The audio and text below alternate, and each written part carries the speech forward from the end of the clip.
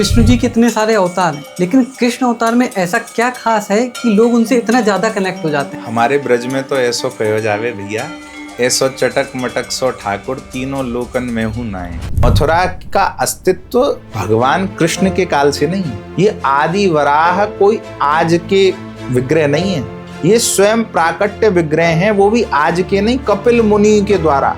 कई लोगों का ऐसा मानना था कि देवरा बाबा एक ऐसे योगी थे, एक ऐसे संत थे जिन्होंने योग साधना से एक ही शरीर में 900 वर्ष तक तप किया। तो उनके चरण को अपने सिर पे धारण किया तत्कालीन प्रधानमंत्री। गोकुल ग्वाल सब गरम मसाला और जायो यशोदा जलेबी सी रानी ने रबड़ी सी रात में लड़ुआ सोला।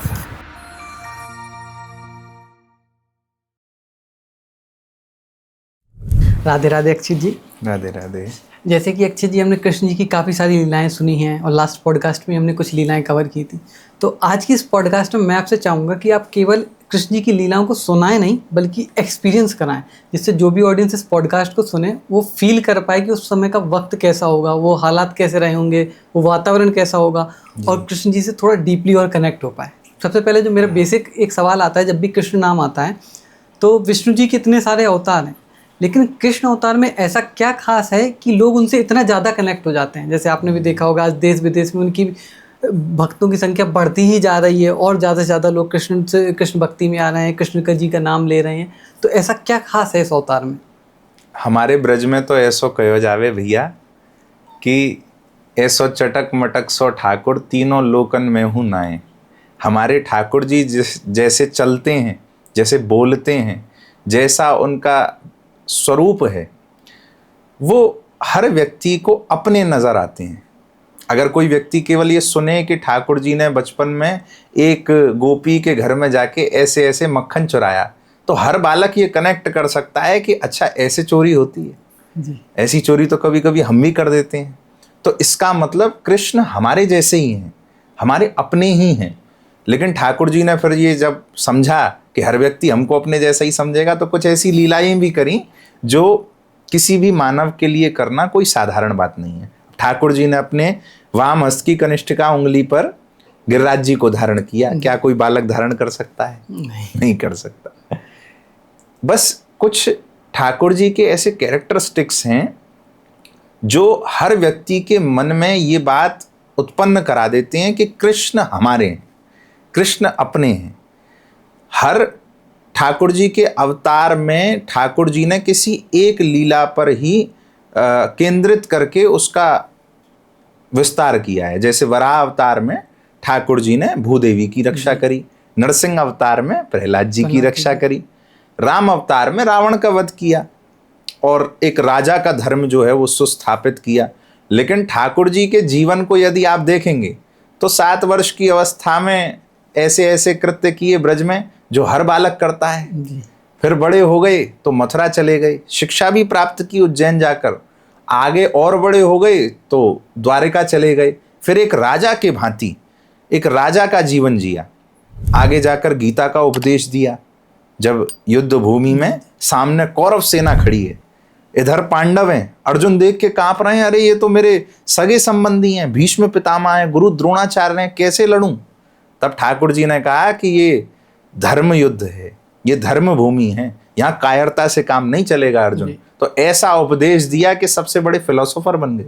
तो ठाकुर जी ने अपने पूरे लीला काल में हर व्यक्ति के जीवन में अपनाने योग्य वस्तुओं को या अपनाने योग्य बातों को प्रेषित किया है, प्रेरित किया है। इसीलिए कृष्ण इजीली एक्सेप्टेबल हैं और भक्ति साहित्य का भी इसमें बड़ा रोल रहा है। आज से 500 वर्ष पूर्व कई आचार्य हुए, तो कई आचार्यों ने अपने अपने रूप में ठाकुर जी के स्वरूप का वर्णन किया। ब्रज में तो कहते हैं कि सब संतन मिल निर्णय कियो, मथ पुराण इतिहास, भजवे को दो ही सुगर, कै हरि कै हरिदास।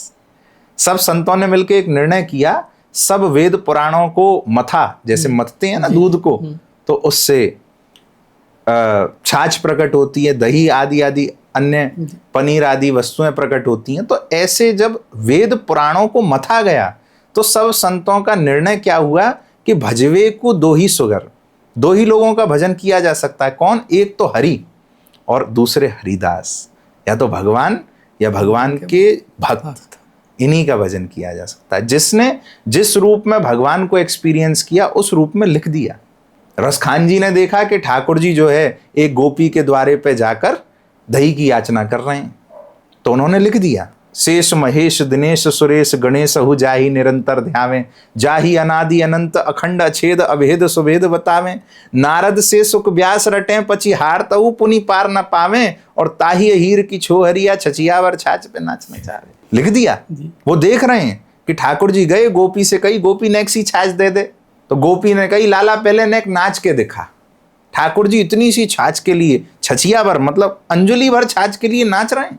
रसखान जी ने देखा तो लिख दिया। मीरा ने देखा, मेरे तो गिरधर गोपाल दूसरों न कोई, जाके मोर सिर मोर मुकुट है, मेरो तो पति सोई। ऐसे ही हर व्यक्ति ने जो एक्सपीरियंस किया वो कृष्ण के विषय में लिख दिया। कई वृंदावन के रसिकाचार्य एक हुए बिहारी जी के, उन्होंने तो बड़ी सुंदर बात कही है, तजी सब आस करे वृंदावन वास खास, कुंजन की सेवा में निशंक चित्त धारे हैं, जप तप योग यज्ञ संयम समाधि राग, ज्ञान ध्यान धारणा में मन नहीं धारे हैं, देव पितृ भैरव भवानी भूत प्रेत आदि, लोक पर लोक ते छबीले भय न्यारे हैं, एक बात जाने हम दूजी पहचानत नहीं, हम बिहारी जू के और बिहारी जी हमारे हैं। ऐसी बात छबीले वल्लभ जी कह रहे हैं। बोले हमको किसी बात से कोई लेना देना नहीं है, हम तो एक बात जानते हैं, क्या? कि हम बिहारी जू के और बिहारी जू। तो कृष्ण का जैसा जिसने एक्सपीरियंस किया उसने वैसा लिखा, उसने वैसा बोला। कुछ 100 वर्ष पूर्व एक संत हुए भक्ति वेदांत स्वामी श्रीला प्रभुपाद जी, जिन्होंने भारत के बाहर जाकर श्रीमद् भगवद गीता, श्री कृष्ण के नाम का प्रचार किया, हरे कृष्ण महामंत्र का प्रचार किया। तो जो हिप्पीज थे वहां पे, वो भी ठाकुर जी के नाम का रस लेकर ऐसे डूब गए कि और सारे नशे उनको छोटे लगने लग गए, और ऐसे डूबे कि आज पूरा संसार जो है उस कृष्ण नाम के रस में विभोर रहता है, कीर्तन करता है। आप देखेंगे वृंदावन जाएंगे तो भारतीय लोग शायद सड़क पर कीर्तन करते हुए उतने ना मिले जितने अंग्रेज मिल जाएंगे जी।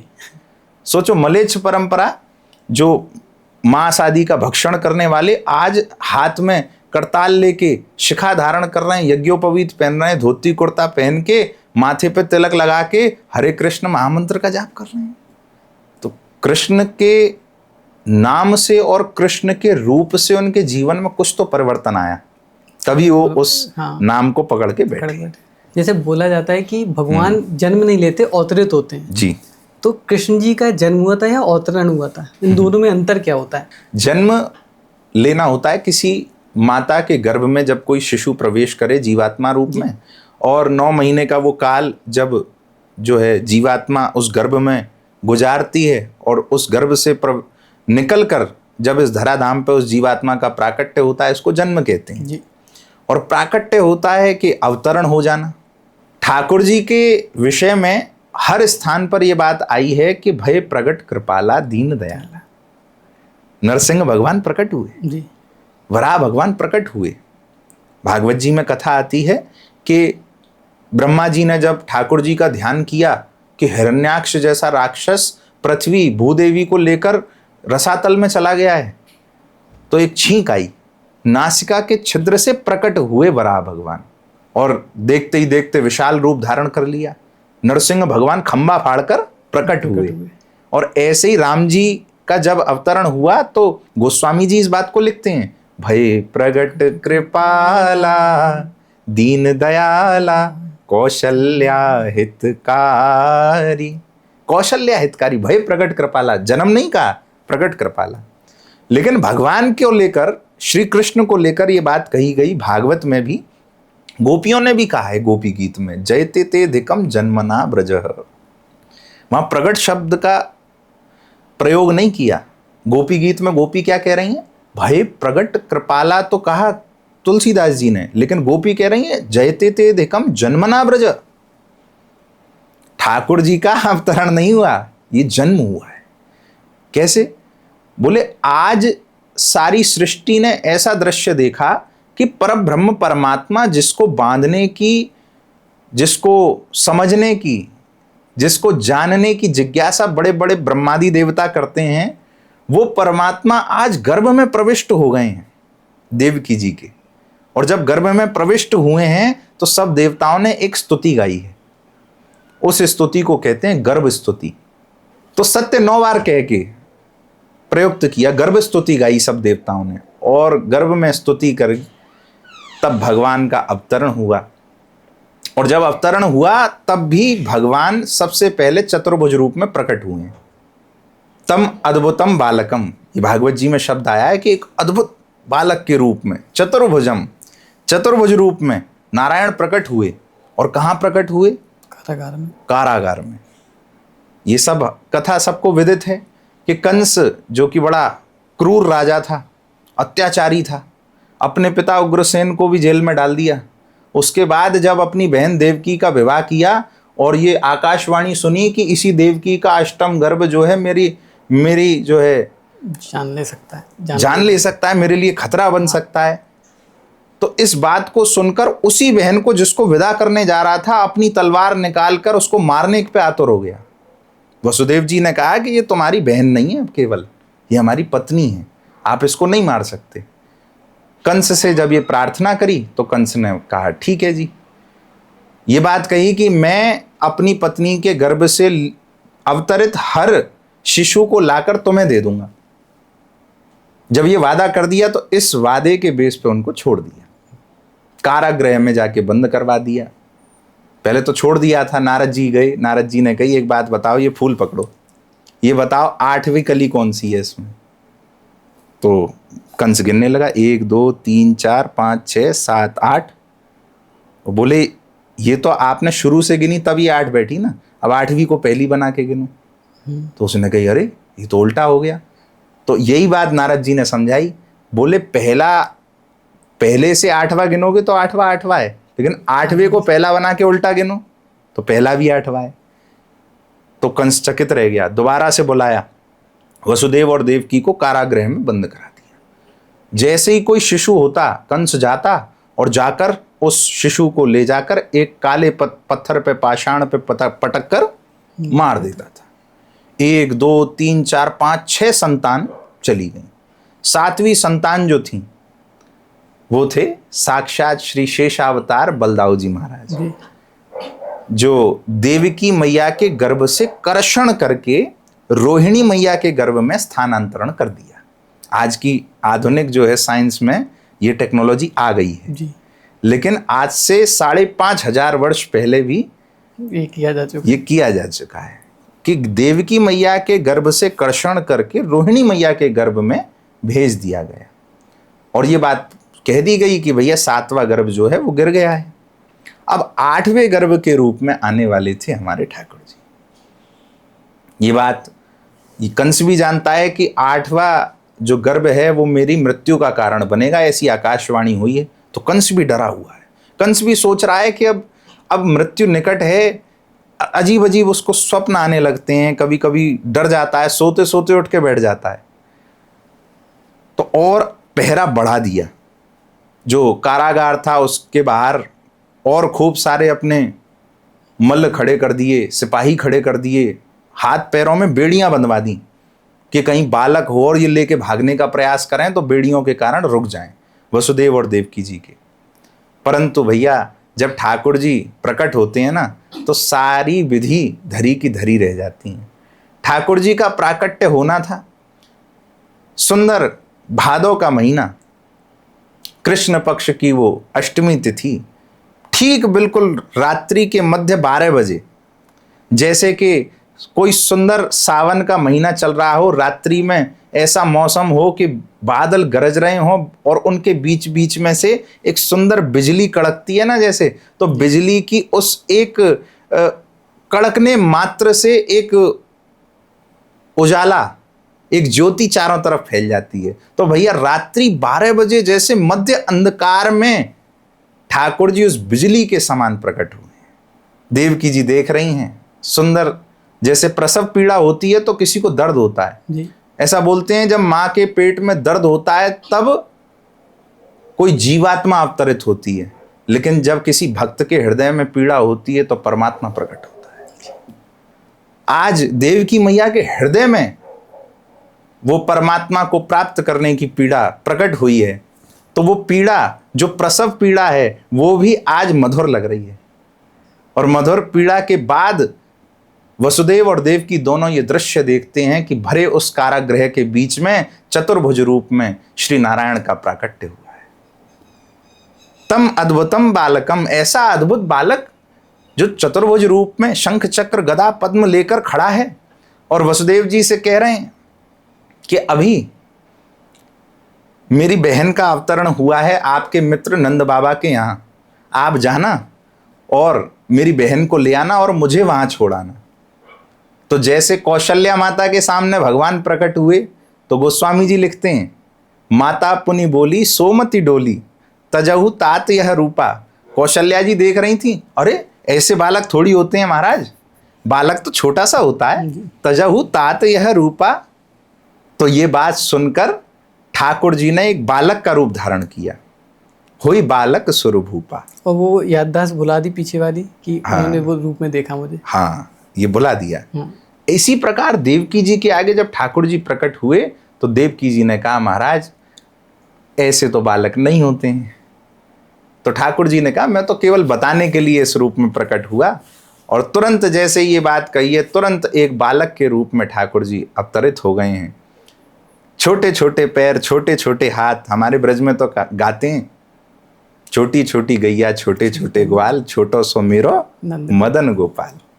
छोटे से ठाकुर जी हैं, नन्हे नन्हे हाथ हैं, नन्हे नन्हे पांव हैं, सुंदर छवि है, श्याम वर्ण है, पर कांति ऐसी है कि मानो करोड़ों करोड़ों सूर्य जो है उसके आगे न्यौछावर हो जाए। महाराज जैसी आज्ञा थी वसुदेव जी ने उसका पालन किया। मन में अभी सोच रहे हैं कि क्या हो, क्या करूं, इतनी बेड़ियां हाथों में बंधी हैं, बाहर कंस के ऐसे ऐसे जो है राक्षस खड़े हुए हैं पहरे पे, कैसे जाऊं। जैसे ही मन में ये विचार आया, अपने आप बेड़ी खुल के गिर गई, अपने आप सारे द्वार खुल गए, 7 जेल 7 के 7 द्वार खुल गए भैया। और जितने राक्षस पहरे पे बैठे थे सब राक्षस अपने अपने स्थान पर मूर्छित होकर गिर पड़े और सीधा मार्ग प्रशस्त हो गया है। सुंदर ठाकुर जी को एक सूप में विराजित किया है, हृदय से लगाया है, अपने मस्तक पे धारण करके वसुदेव जी लेते हुए जा रहे हैं। और जा रहे हैं तो प्रकृति डोल रही है महाराज, प्रकृति में ऐसा आनंद की छटा बह रही है कि मानो प्रकृति भी पूर्ण ब्रह्म परात्पर अखिलेश्वर श्री कृष्ण का स्वागत कर रही हो। जैसे ही ठाकुर जी को लेकर वसुदेव जी निकले हैं, समस्त जितने भी वन में जितने भी पुष्प थे सब नाचने लग जाते हैं, सब वृक्ष नृत्य कर रहे हैं, सब मानो ठाकुर जी का स्वागत कर रहे हो। वृक्ष पर लगा हुआ एक पुष्प सुंदर मन में ये भाव ला रहा है कि कैसे ना कैसे श्री कृष्ण के चरण कमलार बिंदों का मुझे एक बार स्पर्श हो जाए, कैसे भी श्री ठाकुर जी के अंग का एक बार स्पर्श हमको प्राप्त हो जाए। मानो भैया हर व्यक्ति जब मन में ठाकुर जी के प्रति भक्ति भाव को प्रकट करता है तो ठाकुर जी के चरणों को पाने का अथक प्रयास करता है। हर वृक्ष पे लगा हुआ पुष्प अंदर ही अंदर डोल रहा है, अंदर ही अंदर ये भाव पैदा कर रहा है कि मुझे कैसे भी ठाकुर जी के पास उनके किसी अंग स्पर्श का ये सौभाग्य प्राप्त हो सके। मन में राधा रानी से प्रार्थना करता है, राधा रानी अपने सुंदर आवरण में जो एक वस्त्र है उसको झटक देती हैं। जैसे ही वायु का वेग आता है उस पुष्प से टकराता है, पुष्प जाके श्री कृष्ण के चरणार बिंदों में जाके समर्पित हो जाता है और भैया भक्ति भाव का प्राकट्य हो जाता है। ये कथा तो कुछ न्यू आ गई कि राधा रानी से पुष्प प्रार्थना कर रहा है, ये तो कभी नहीं सुना हमने। ये भाव पक्ष है। अच्छा, राधा रानी के माध्यम से ही ठाकुर जी तक पहुंचा जा सकता है।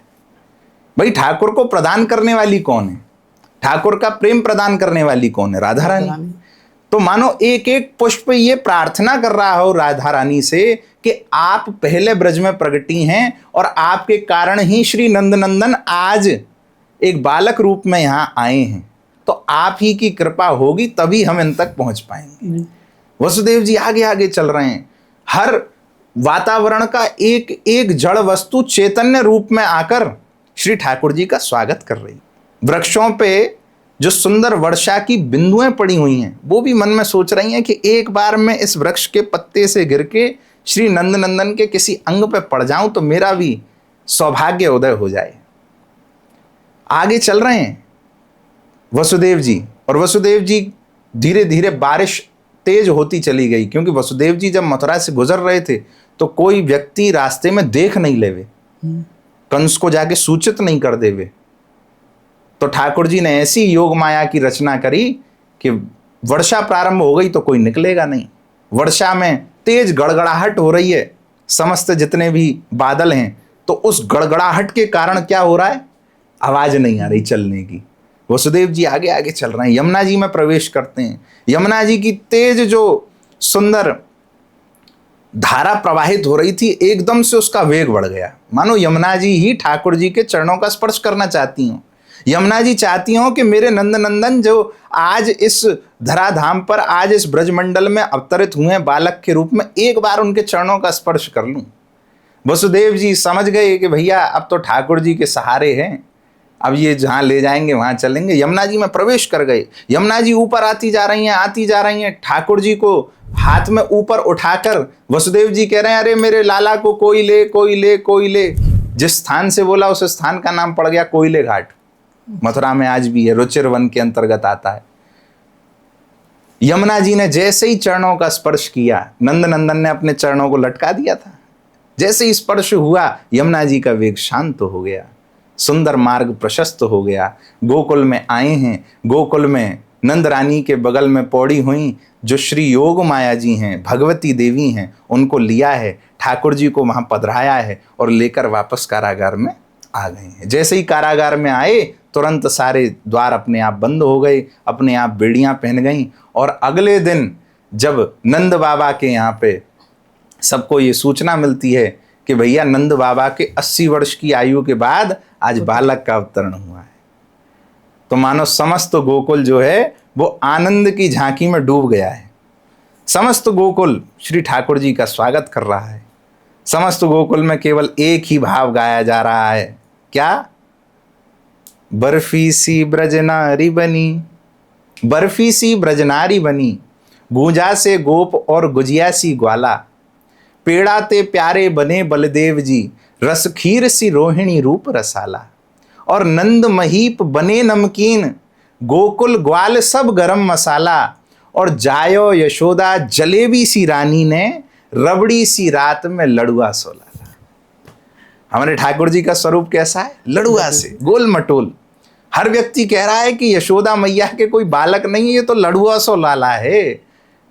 इसलिए ब्रजवासी आज भी उस भाव को गाते हैं कि ठाकुर जी का अवतरण हुआ तो ठाकुर जी के आने के बाद ये नहीं कहा गया कि नंद के लाला प्रकट हुआ है, क्या कहा गया? नंद के आनंद भयो जय कन्हैया लाल की।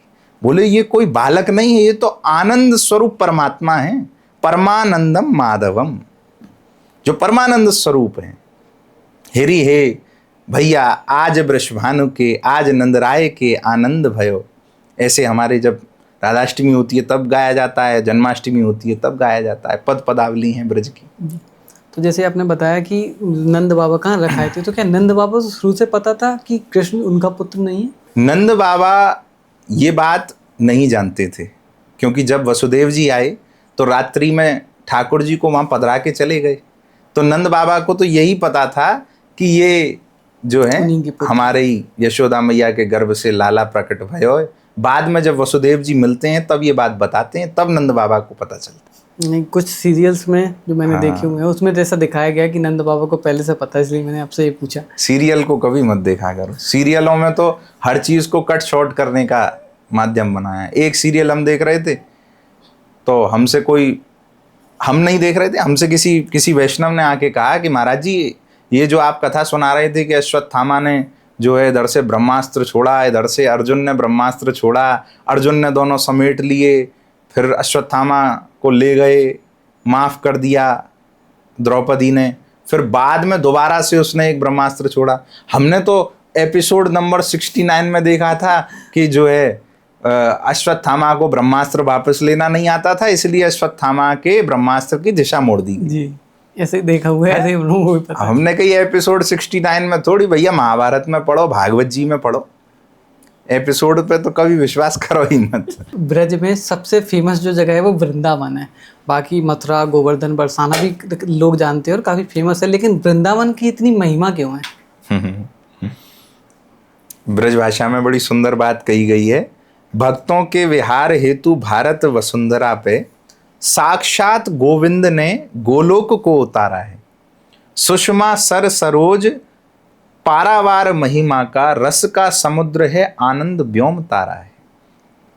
साधकों का भाव है और हृदय सहृदयों का, रसिकों के सरस जीवन का सहारा है। पावन तपोवन है सच्चे प्रेम योगियों का, वृंदावन श्री का निकेतन रम्य प्यारा है। ये सच्चे प्रेमियों का पावन तपोवन है। जैसे कोई व्यक्ति तप के लिए जाता है ना, मानसरोवर, कैलाश मानसरोवर, बड़ी घनी वादियों में बैठकर श्री शंकर जी का ध्यान करने के लिए, ऐसे ही जिसके हृदय को प्रेम रोग लग जाता है, वो प्रेम रोग से ग्रसित जो रोगी होते हैं वो वृंदावन में आते हैं अपने इस रोग का इलाज करवाने। और सत्य बात आपको बताऊं, प्रेमी के हृदय में जब प्रेम का रोग लग जाता है ना, तो प्रेमी उस रोग का इलाज नहीं चाहता, वो तो चाहता है ये रोग और बढ़ जाए जी।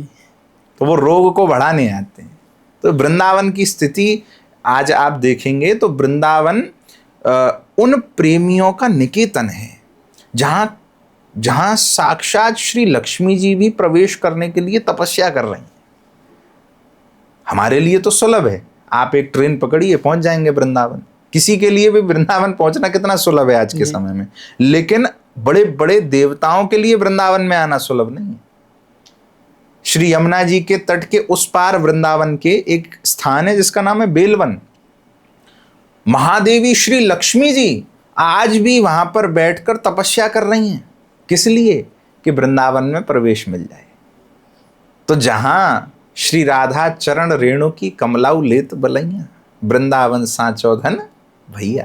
तो जैसे आपने बताया लक्ष्मी जी तपस्या कर रही हैं, बट राधा रानी भी तो लक्ष्मी जी का अवतार कहा जाता है कि राधा रानी लक्ष्मी जी का अवतार। नहीं, ये गलत फहमी है लोगों को। बैकुंठ में श्री नारायण विराजते हैं जी। उनकी जो पत्नी है, जिनका अवतरण हुआ है समुद्र मंथन से, वो है लक्ष्मी जी।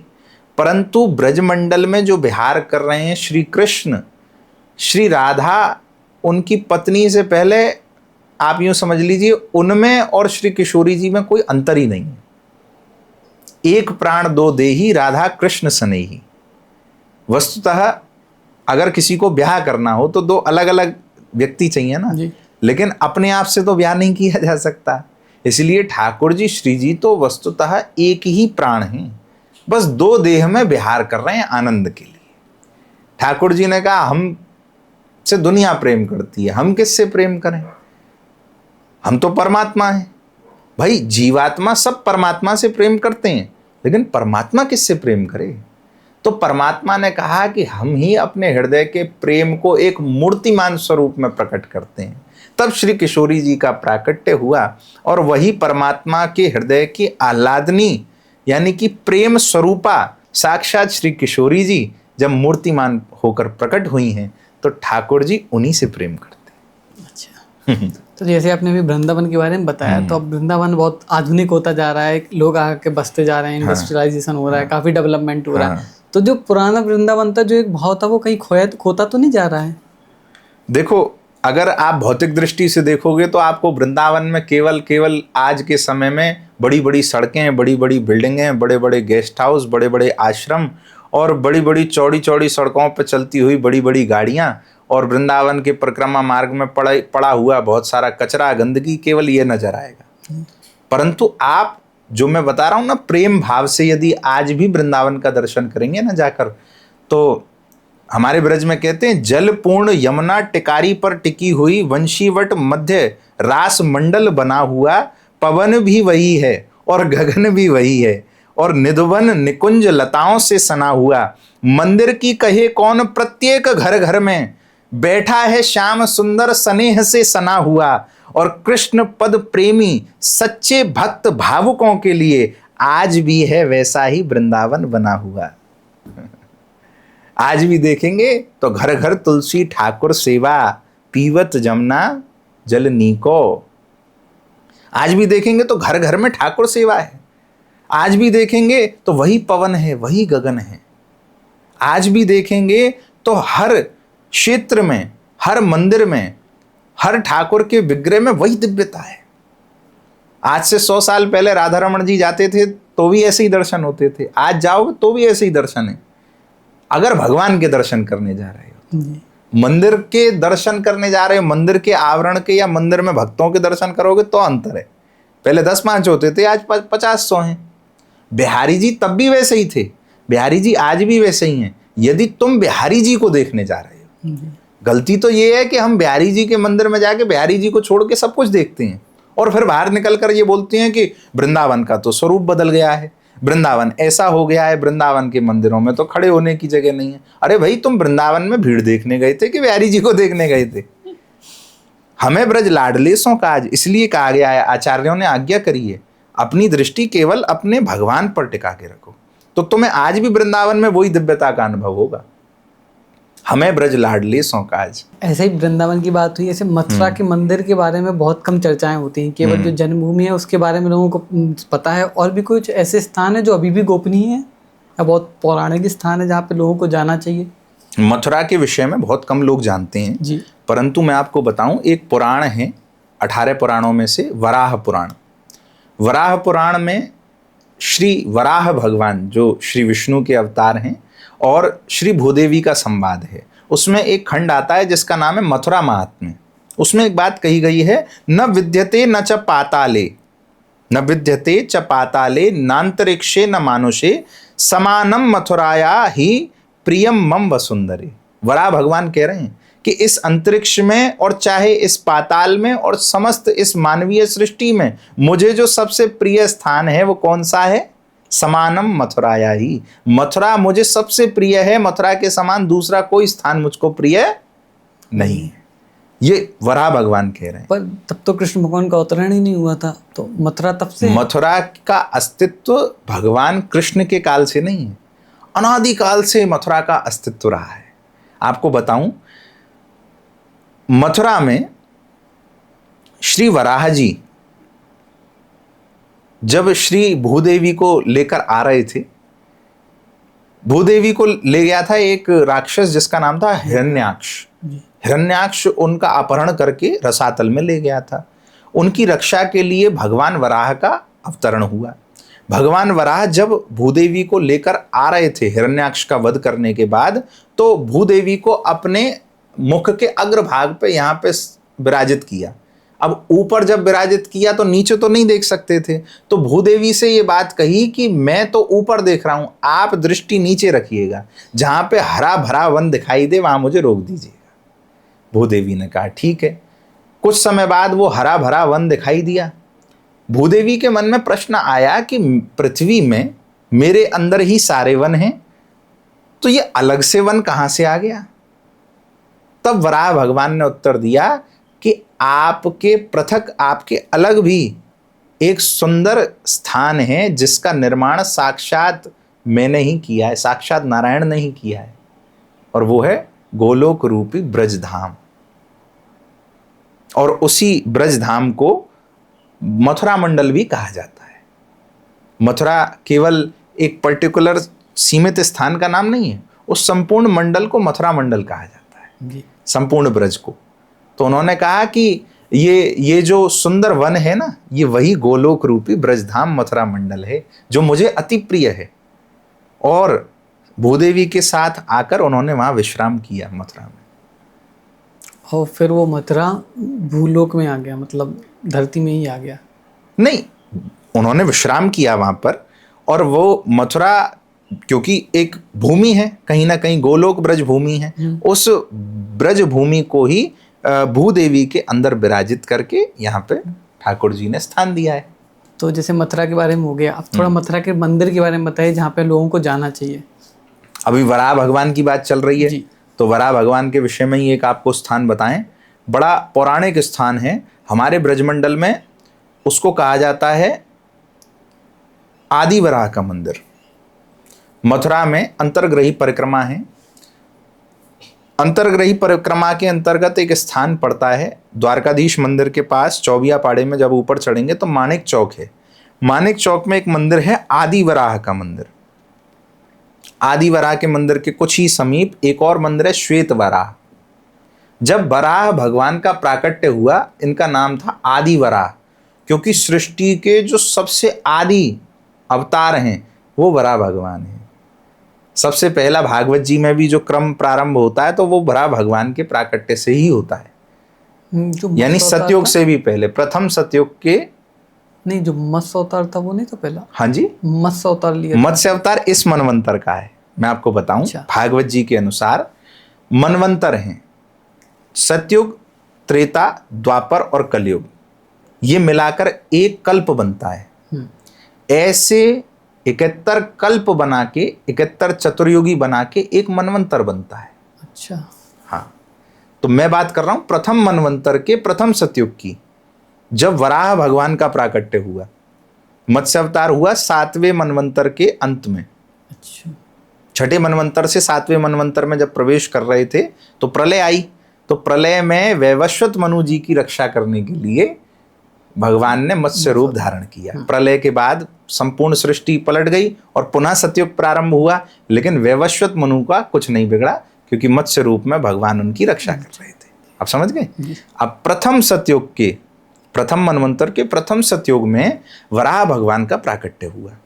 वराह भगवान ने सुंदर भूदेवी की रक्षा करी। आगे चलकर भगवान के ही अवतार हुए कपिल मुनि। आप सुनकर हैरान हो जाएंगे कि जिस आदि वराह मंदिर की मैं बात कर रहा हूं ना, ये आदि वराह कोई आज के विग्रह नहीं है, इंसानों द्वारा बनाए गए विग्रह नहीं है, ये स्वयं प्राकट्य विग्रह हैं, वो भी आज के नहीं, कपिल मुनि के द्वारा। कपिल मुनि जो भगवान के एक अवतार हुए, उन्होंने इनकी सेवा करी। उसके बाद राजा मुचकुंद को वो सेवा दी। राजा मुचकुंद को जब ये सेवा दी और कई वर्षों तक उसने युद्ध किया, इंद्र ने कहा कि तुम अब रेस्ट कीजिए, आप आराम करो। तो मुचकुंद को ये वरदान प्राप्त हुआ कि तुम्हें कोई भी उठाएगा तो जल के भस्म हो जाएगा। जब भगवान मथुरा छोड़कर भागे तो पीछे पीछे कालियावन दौड़ा। धौलपुर क्षेत्र में मुचकुंद को जगाया और मुचकुंद के जगते ही नेत्रों से अग्नि प्रकट हुई, कालियावन जल के भस्म हो गया। भगवान का नाम पड़ गया रणछोड़। ये वो लीला है। तो ये राजा मुचकुंद जब शयन अवस्था में गए तो इंद्र ने कपिल भगवान, सबसे पहले कपिल भगवान पे सेवा थी, राजा मुचकुंद को मिली। राजा मुचकुंद से इंद्र को मिली। इंद्र ने सेवा करी आदि वराह की। और राजा इंद्र को जब रावण के पुत्र मेघनाद ने जीत लिया तो उसका नाम पड़ गया इंद्रजीत।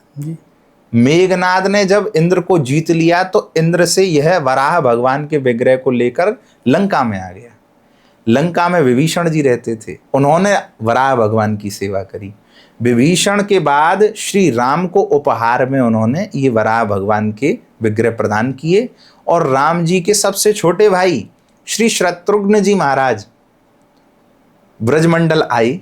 एक लवड़ासुर नामक एक असुर यहाँ रहता था, उसका आतंक था। ब्रजवासियों के आग्रह पर जब शत्रुघ्न जी महाराज यहाँ पे आए तो उन्होंने लवड़ासुर का वध किया और मथुरा के राजा बने शत्रुघ्न जी महाराज। तो आदि वराह का विग्रह लेकर वो मथुरा आ गए और तब से वो विग्रह आज भी मथुरा में सेवित है। मथुरा में उसकी सेवा होती है। इस मंदिर के बारे में लेकिन कोई भी नहीं जानता। हाँ जी, पहली बार मैं आपसे सुन रहा हूँ। ये संपूर्ण सृष्टि के सबसे प्राचीन विग्रह हैं आदि वराह, जो मथुरा के माणिक चौक में द्वारकाधीश मंदिर के पास आज भी विराजते हैं। कपिल मुनि से लेकर शत्रुघ्न जी महाराज तक ये मथुरा में आए और मथुरा में शत्रुघ्न जी महाराज से लेकर आज तक उनकी सेवा होती आ रही है। यदि कोई एक बार उन आदि वराह के दर्शन कर ले, यदि एक बार जाके उनका दर्शन कर, उनको प्रणाम कर, उनकी परिक्रमा कर ले, तो समस्त पृथ्वी की परिक्रमा के फल का जो फल है उसको प्राप्त हो जाता है। और इन्हीं आदि वराह के समीप एक और मंदिर है जिसका नाम है श्वेत वराह। आपने सुना होगा, कभी कोई पंडित जी पूजा कराते हैं तो उसमें संकल्प होता है। संकल्प में बोलते हैं श्री विष्णु श्री विष्णु श्री विष्णु श्री श्वेत वराह कल्पे, बोलते हैं ना। कल्प जो मैंने आपको बताया चतुर्युगी को बोलते हैं कल्प। ये जो चतुर्युगी है, ये जो कल्प है, ये श्वेत वराह जी का कल्प है। उन श्वेत वराह के एकमात्र दर्शन जो हैं आपको, वो होंगे मथुरा में, उसी स्थान पे द्वारकाधीश मंदिर के पास मानिक चौक पे श्री श्वेत वराह जी के दर्शन होंगे। और ऐसा कहा जाता है, गयायाम पिंड दानेन यत् फलम ज्येष्ठ पुष्करे तत्फलम समवाप्नोति श्वेत दृष्टवा सदा नर। एक बार यदि कोई व्यक्ति गया जी में जाके पिंडदान कर दे या फिर पुष्कर नामक तीर्थ में जाके कुछ पुण्य आदि करे, उतना फल उसको एक बार केवल श्वेत वाराह जी के दर्शन करने से मिल जाता है। श्वेत वाराह जी का मंदिर बिल्कुल पास में ही, निकट में ही विद्यमान है मथुरा में। ये बहुत सृष्टि के प्राचीन मंदिरों की मैं आपको बता रहा हूँ। वहीं पास में श्वेत वाराह जी के मंदिर से थोड़ा आगे चलेंगे तो एक गली है जिसका नाम है मोक्ष गली। मोक्ष गली की बड़ी भारी महिमा बताई गई है। मथुरा की मोक्ष गली में यदि कोई एक बार चला जाए तो उसका मोक्ष की टिकट पक्की हो गई। अच्छा, उसका मोक्ष हो जाएगा। वहाँ श्री सत्यनारायण भगवान का मंदिर है सुंदर, वहाँ दर्शन करे। ब्रज के एक बड़े पौराणिक संत रहे पहाड़ी बाबा, उनका वो पुराना स्थान है। मोक्ष गली मथुरा में ऐसा स्थान है, यदि कोई पहुंच जाए, भूला बिसरा भटका हुआ व्यक्ति, उसको भी मोक्ष की प्राप्ति करा देने वाला। एक मथुरा में एक स्थान है अम्बरीश टीला। आपने राजा अम्बरीश का नाम सुना है? जी जी। राजा अम्बरीश हुए जो भगवान के बड़े भक्त थे, हर एकादशी पे अपना सुंदर व्रत करते थे और ब्रजमंडल में आके वो व्रत कर रहे थे। ब्रजमंडल में एक स्थान है जिसका नाम है अम्बरीश टीला। उस स्थान पे आके वो व्रत कर रहे थे और व्रत का पारण समय था, मतलब व्रत खोलना था, द्वादशी तिथि थी और उसी समय पे खोलना था। हुआ ये कि माँ ऋषि दुर्वासा आ गए। दुर्वासा ऋषि के आते ही उन्होंने आदर सत्कार किया राजा ने, लेकिन राजा को पता था कि अब समय निकल गया तो मेरा व्रत तो बेकार हो जाएगा। जो दुर्वासा ऋषि थे उन्होंने कहा कि मैं बस यमुना जी में स्नान आदि करके आता हूँ, इतने में फिर मैं लौट के भोजन करूँगा। अब अतिथि का सत्कार करें पहले कि पहले व्रत खोलें। धर्म संकट में पड़ गई कि व्रत पारण समय भी निकला जा रहा है और दुर्वासा ऋषि स्नान करने चले गए।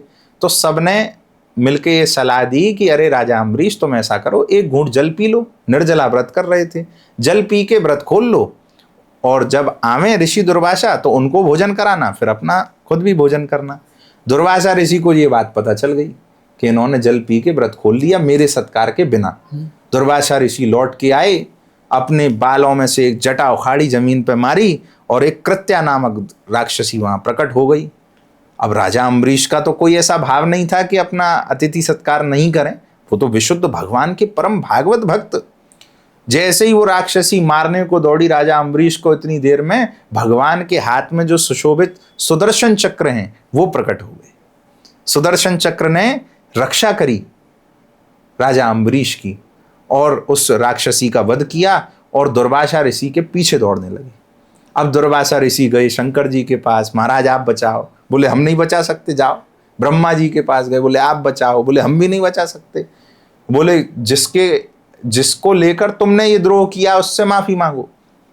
भगवान के पास पहुंचे बैकुंठ में, हे ठाकुर जी आपका ये सुदर्शन मेरे पीछे पड़ा हुआ है, मेरी रक्षा करो। बोले ये सुदर्शन को मैंने आज्ञा दी है। क्या आज्ञा दी है? यदि कोई मेरे भक्त को अकारण परेशान करे और उसके जो है जीवन पे बात आ जाए तो तुम उसकी रक्षा करना। अब ये सुदर्शन आपके पीछे इसलिए पड़े हैं क्योंकि तुमने मेरे भक्त राजा अम्बरीश को परेशान किया। अब मैं आपको माफ नहीं करूंगा, आप जाके अम्बरीश से माफी मांगो। अम्बरीश जी के आगे प्रणाम किया जाके ऋषि दुर्वासा ने और महाभागवत श्री अम्बरीश जी महाराज ने सहज में ही उनको क्षमा कर दिया। सुदर्शन जी का जो क्रोध है वो शांत हो गया।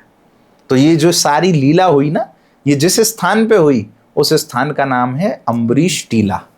मथुरा के चौक बाजार क्षेत्र में कच्ची सड़क पे अम्बरीश टीला ये स्थान है, बड़ा पौराणिक। ब्रज के ऐसे गुप्त गुप्त स्थान हैं कुछ और। ये तो काफ़ी सारे स्थान आपने बता दिए जिसको कभी कोई वीडियो भी नहीं आया कि हमने उसके बारे में पता किया हो या किसी ने भी बताया हो। वृंदावन, गोवर्धन, बरसाना के तो काफ़ी स्थान बताते हैं, लेकिन मथुरा के बारे में नहीं बताया जाता जी। और कोई स्थान है मथुरा का? मथुरा में सबसे मुख्य स्थान है विश्राम घाट। मथुरा में यमुना जी का एक मुख्य घाट है जिसका नाम है विश्रांत तीर्थ, जो पौराणिक ग्रंथों में हमें मिलता है। बड़ी भारी महिमा वराह पुराण में बताई है। विश्रांत तीर्थ जैसा कोई तीर्थ इस संपूर्ण सृष्टि में ब्रह्मांड में नहीं है। यदि कोई एक बार विश्राम घाट पर जाकर श्री यमुना जी के जल का आचमन कर ले, श्री कृष्ण को प्रणाम कर ले, तो भैया भवसागर से तर जाता है। श्री कृष्ण ने जब कंस को मारा तो मारने के पश्चात श्री कृष्ण ने वहां बैठकर विश्राम किया है, इसलिए उसका नाम है विश्राम घाट। और वहां पे जो भी व्यक्ति आता है और विश्राम करता है, उसके जीवन के सारे जितने भी उद्यम के कारण जो थकान है, वो क्लेश है, जो मन की अशांति है, उस सब का नाश हो जाता है। वहां ठाकुर जी विराजित हैं। रामानुज परंपरा का एक बड़ा मंदिर है गताश्रम नारायण, जहाँ श्रम चला जाए, जहाँ जाने के बाद, जिनके दर्शन करने के बाद श्रम चला जाए, तुम्हें थकान नहीं होगी बिल्कुल। तो ऐसे श्री गताश्रम जैसे किसी को स्ट्रेस है, कोई डिप्रेशन में है, तो वो वहाँ जाए तो जो मेंटल थकान है वो भी मिट जाएगी, वो भी मिट जाएगी। ऐसा विश्राम घाट तीर्थ है, गताश्रम नारायण का मंदिर है, सुंदर उसका दर्शन करे। सुंदर लक्ष्मी जी और भूदेवी विराजित हैं गताश्रम नारायण के साथ। एक तरफ लक्ष्मी जी हैं, एक तरफ भूदेवी विराजित हैं। और ऐसा हमारे उसमें बताया गया है शास्त्रों में, विश्रांति समम तीर्थम नास्ति ब्रह्मांड गोलके। इस ब्रह्मांड रूपी गोलक में इस विश्राम तीर्थ जैसा, विश्रांत तीर्थ जैसा दूसरा कोई तीर्थ नहीं है, ऐसा वराह पुराण में उल्लेख आता है। विश्राम घाट की बड़ी भारी महिमा है। ब्रज में एक स्थान है उद्धव कुंड जी, गोवर्धन में एक स्थान पड़ता है उद्धव कुंड। ऐसा कहते हैं उद्धव जी महाराज ज्ञान संदेश लेकर आए थे गोपियों के पास। गोपियों से कही कि अरे तुम, अब कही तो कुछ है ही नहीं वैसे वास्तव में, भागवत जी में तो ऐसा उल्लेख आता है कि उद्धव को बस देखा गोपियों ने, उद्धव के हाथ में पीताम्बरी देखकर समझ गई कि ये कृष्ण ने भेजा है इनको, ये कृष्ण के कोई मित्र हैं या दूत हैं। और वहां पे भ्रमर गीत का उपदेश श्री किशोरी जी के माध्यम से दिया गया। जब भ्रमर गीत और गोपियों के उस भाव को सुना तो ऐसे भाव विभोर हो गए, ठाकुर जी से आके कही, अरे कृष्ण, हमें कहीं और नहीं जाना, हमको तो इस ब्रज मंडल में रहना है। वंदे नंद ब्रजस्त्रीणाम, ऐसे कह के उन ब्रज की गोपिकाओं की वंदना करिए उद्धव जी महाराज ने। और एक ही बात कही है, आशा महो चरण रेणुजुषा महम श्याम वृंदावने किमपि गुल्मलत औषधि नाम। मेरी एक ही आशा है, क्या? मुझको उन गोपियों की चरण रज प्राप्त हो जाए और ब्रजमंडल में मुझे नर बन के मत लाना तुम। मैं इस ब्रजमंडल में कोई गुल्मलता औषधि बन जाऊं, कोई पेड़ बन जाऊं, कोई झाड़ बन जाऊं। क्यों बन जाऊं? क्योंकि जब मैं पेड़ रूप में, झाड़ रूप में विराजित होऊंगा तो इन गोपियों के आवागमन से इनकी चरणों की धूल उड़ उड़ के मेरे ऊपर लगेगी और इसी में मेरा जीवन सफल हो जाएगा, इसी में मेरा कल्याण हो जाएगा। तो आज भी उद्धव जी महाराज गोवर्धन के उस उद्धव कुंड में विराजित हैं।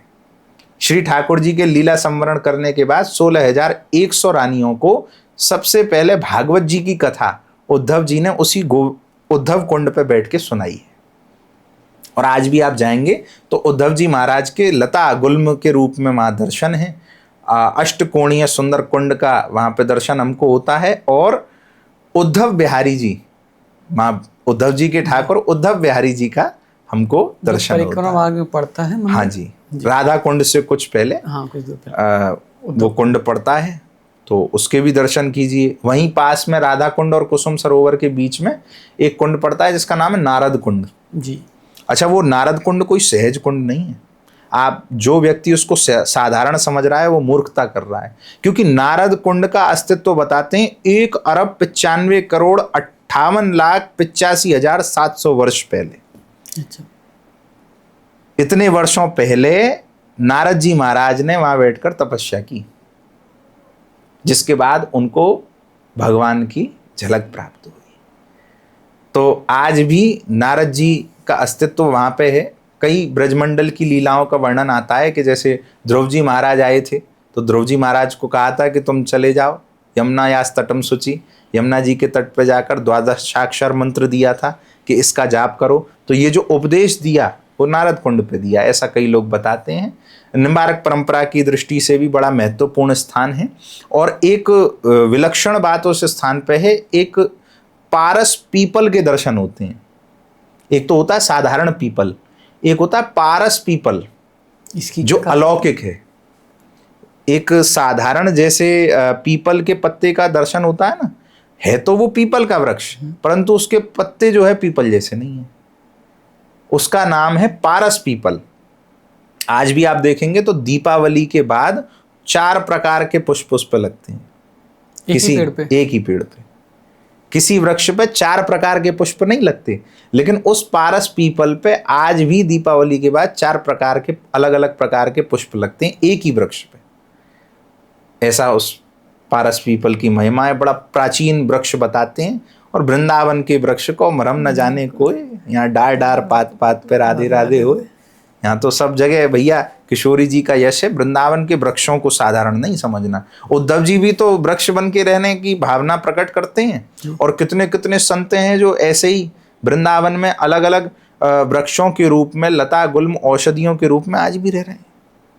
तो ये ब्रज के कुछ पौराणिक स्थान हैं जी। जैसे हमने भी वृंदावन के और ब्रज के काफी पौराणिक स्थान पे बातें की, ऐसे ही वृंदावन में और ब्रज में काफी सारे ऐसे संत महात्मा हुए हैं जो बहुत ही अलौकिक हैं, उनकी चर्चाएं ज्यादा नहीं हुई हैं। तो सबसे पहले मैं आपसे जानना चाहूँगा देवरा बाबा के बारे में। कहा जाता है कि उनके कहाँ प्राइम मिनिस्टर तक आए हुए हैं। हाँ, ब्रज के बड़े आदरणीय, ब्रज के परम प्रेमी, ब्रज के बड़े परम उपासक श्री देवरा बाबा जी महाराज, जिनका स्थान यमुना जी के पार वृंदावन से बना हुआ है, आज भी देवरा बाबा आश्रम नाम से प्रसिद्ध है। ऐसा कहते हैं कि देवरा बाबा एक ऐसे संत थे जिनकी आयु का किसी को ज्ञान नहीं था। कोई ये नहीं बता सकता था कि इनकी आयु 70 वर्ष है कि 80 वर्ष है कि 90 वर्ष है कि 100 वर्ष है। कई लोगों का ऐसा मानना था कि देवरा बाबा एक ऐसे योगी थे, एक ऐसे संत थे जिन्होंने योग साधना से एक ही शरीर में 900 वर्ष तक तप किया है। 1-2 वर्ष नहीं, 900 वर्ष। आप सोच सकते हैं 900 वर्ष कोई एक ही शरीर में रह के तप करे। ऐसे ब्रजमंडल के देवरा बाबा महाराज, जिनके विषय में बड़ी अलग अलग कथाएं प्रचलित हैं। उस समय के तत्कालीन जो प्रधानमंत्री थे वो आए, और जो देवरा बाबा हैं वो, उनका भाव ये था कि वृंदावन में अंदर प्रवेश बहुत कम करते थे। अपना एक वृक्ष के ऊपर एक डाली से लगी हुई एक मचान बनाई हुई थी, उस मचान पे ही रहते थे। नीचे भी बहुत कम उतरते थे, केवल शौच आदि कर्मों के लिए उतरते थे, अन्यथा उसी मचान पर रहते थे। तो जब देश के उस तत्कालीन समय के जो प्रधानमंत्री थे वो आए, तो उन्होंने प्रार्थना करी कि महाराज आपके चरणों का दर्शन हमको करना है, चरणों का स्पर्श हमको प्राप्त करना है।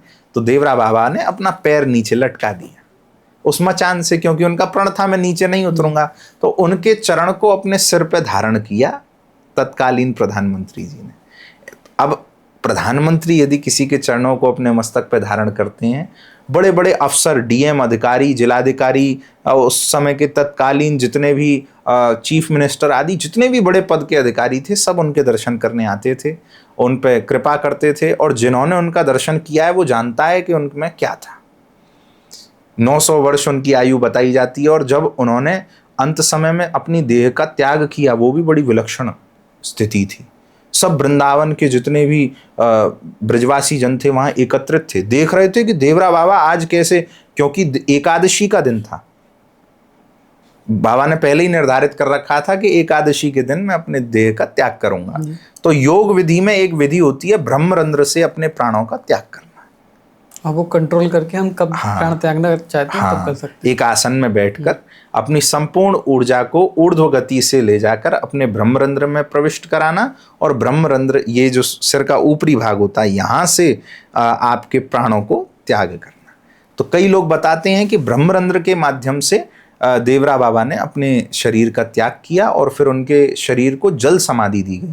हमारे कुछ घर के बड़े हमको बताते हैं, जिन्होंने प्रत्यक्ष दर्शन किया अपने नेत्रों से, कि जब जल में उनके शरीर को प्रवाहित किया गया तो एक नाग उनके शरीर के पीछे से ऊपर आए, और ऊपर आके जैसे ये फन है, तो फन से सबको यूं करके दर्शन दिया चारों ओर, क्योंकि यमुना जी के उस तरफ इस तरफ भीड़ थी। सब दृश्य का दर्शन कर रहे थे कि देवरा बाबा का शरीर अब यमुना जी में प्रवाहित किया जा रहा है। इतने में पीछे से एक नाग निकला, नाग ने सबको घूमकर दर्शन दिया, और साथ में ही देवरा बाबा के शरीर के चले गए। तो ऐसा विलक्षण दृश्य पूरे वृंदावन ने जब देखा तो सब देख के चकित रहे। ये घटना अभी की है, लाइक ये 1990 की बात है जी। तो अभी हमारे जो दादा होंगे उन्होंने देखा होगा। हाँ जी, हाँ जी, हाँ जी, हाँ जी। जो वृंदावन में उस समय 1990 में तत्कालीन रहे होंगे, उन सब ने दर्शन किया होगा। तो देवरा बाबा का ये भाव है। और एक ब्रज की, आप भक्तों की बात चर्चा चली ही है, तो एक ब्रज की बड़ी परम उपासक रही, मुझे बड़े प्रभावित करता है उनका साहित्य, क्योंकि उनके साहित्य में झलक आती है कि अनन्यता क्या होती है। एक अकबर की पत्नी थी ताज बीवी, जिनको ताज बेगम भी कहा जाता है। अकबर की पत्नी होने के बावजूद, मुगल वंश में जन्म लेने के बावजूद, उन्होंने कृष्ण भक्ति का ऐसा परिचय समस्त समाज के आगे प्रस्तुत किया कि आज भी उनके साहित्य को पढ़कर बड़े बड़े आदमी कृष्ण रस में विभोर होते हैं। ऐसा कहते हैं कि बीरबल एक रत्न थे, सलाहकार थे अकबर के, और एक जयमल नाम के व्यक्ति थे। तो बीरबल की बहन शोभावती और जयमल की बहन लीलावती, बीरबल की पुत्री शोभावती और जयमल की पुत्री लीलावती, ये दोनों जो है गोवर्धन में श्रीनाथ जी के दर्शन करने आया करती थीं। गोस्वामी श्री विठलनाथ जी की शिष्या थीं। तो वो जाकर अक्सर ताज बेगम को, ताज बीवी को ये कृष्ण कथाएं सुनाया करती थी, बताती थी कि आज श्रीनाथ जी ने ऐसी सुंदर पोशाक धारण करी है, आज श्रीनाथ जी का ऐसा स्वरूप था, आज हमने ऐसा दर्शन किया, श्री ठाकुर जी ऐसे गिरिराज जी की तलहटी में गैया चराया करते थे, श्री कृष्ण का ऐसा स्वरूप है। जब ऐसी ऐसी कथाएं सुनी ताज बेगम ने, तो एकदम मन अधीर हो गया कि मुझे भी उनके दर्शन करने हैं। ताज बेगम को जैसे ही वो दोनों लेकर आई, तो ताज बेगम ने अपने मन में ये बात ठान ली कि अब ब्रज को छोड़ के दूसरी जगह नहीं जाना, यही मेरी गति है, कृष्ण ही मेरे सर्वस्व हैं, कृष्ण ही मेरे प्राण हैं, और कृष्ण के अलावा इस संसार में मुझे कुछ नहीं देखना। और बड़ी सुंदर बात कही उनके साहित्य में, एक कृति आती है, अल्लाह बिस्मिल्लाह रहमान और रहीम छोड़, पीर और शहीदों की चर्चा ना चलाऊंगी, सूथ ना उतार पहन घाघरा घुमावदार, फरिया को फाड़ शीश चुनरी चढ़ाऊंगी, कहत शहजादी ठाकुर कविसों पेज कर, वृंदावन छोड़ अब कितहु न जाऊंगी, बांदी बनूंगी राधे महारानी जो की, तुर्कनी बहाए नाम गोपिका कहाऊंगी। ये भाव कि अब इस संसार से मुझे कुछ लेना देना नहीं है, अल्लाह बिस्मिल्लाह रहमान और रहीम छोड़, पीर और शहीदों की चर्चा ना चलाऊंगी, अब मुझे उनसे कोई मतलब नहीं है। ऐसा नहीं है कि उनका अनादर है, लेकिन अब तो कृष्ण रस मुझे ऐसा चढ़ गया है कि बांदी बनूंगी राधा महारानी जो की, बांदी कहते हैं दासी को, दासी बनूंगी राधा महारानी जो की, तुर्किनी बहाए नाम गोपिका कहाऊंगी। तुर्किनी नहीं, अब तो मैं गोपिका बनूंगी, श्री कृष्ण के ब्रजमंडल की एक ऐसी गोपिका जिसके द्वारे पे श्री कृष्ण आवे, श्री कृष्ण उसके संग आनंद करें, रास रचावें, ऐसी गोपिका बनना है मुझको। तो ऐसा ताज बेगम का उनके मन में भाव चढ़ा। अकबर से प्रार्थना करती तो अकबर मना कर देता, इसलिए अकबर से प्रार्थना करके ये बात कहलवा दी कि भैया हमको दिल्ली छोड़ के आगरा वाले किले में रखवा दीजिए, क्योंकि दिल्ली ज़्यादा दूर है मथुरा से, आगरा थोड़ा पास है 50 किलोमीटर। तो आगरा में किले में रहती थी और अक्सर गोवर्धन दर्शन करने आया करती थी। अंत समय तो ऐसा हो गया कि वृंदावन में एक कुटिया बना के रहने लगी। और गोविंद देव जी की बड़ी सुंदर लीला आती है, उनका प्रसंग आता है कि गोविंद देव जी के मंदिर में प्रवेश नहीं करती थी। वृंदावन में गोविंद देव जी का मंदिर है, रोज अपनी कुटिया से निकलती, गोविंद देव जी की चौखट पर जाती, चौखट को प्रणाम करती और वहीं से लौट आती। मन में ये भाव करती कि अगर कृष्ण वास्तव में मुझे स्वीकार करना चाहते हैं तो किसी ना किसी को भेजकर मुझे अंदर बुलाएंगे। रोज जाती हैं सास के साथ और प्रणाम करके आ जाती। कई दिन निकल गई, आज नाराज हो गई कि क्या मैंने सुना है कि तुम भगवान सबके हो, तो मेरे भी तो हो, मैं इतनी आस से आती हूँ, मुझे अंदर क्यों नहीं बुलाते, किसी को भेजते क्यों नहीं हो मुझे बुलाने के लिए। हट करके बैठ गई, अब मैं तुम्हारे दर्शन करने कभी नहीं आऊंगी। 3 दिन तक अपनी कुटिया में रही, ना कुछ खाया ना कुछ पिया, पड़ी रही।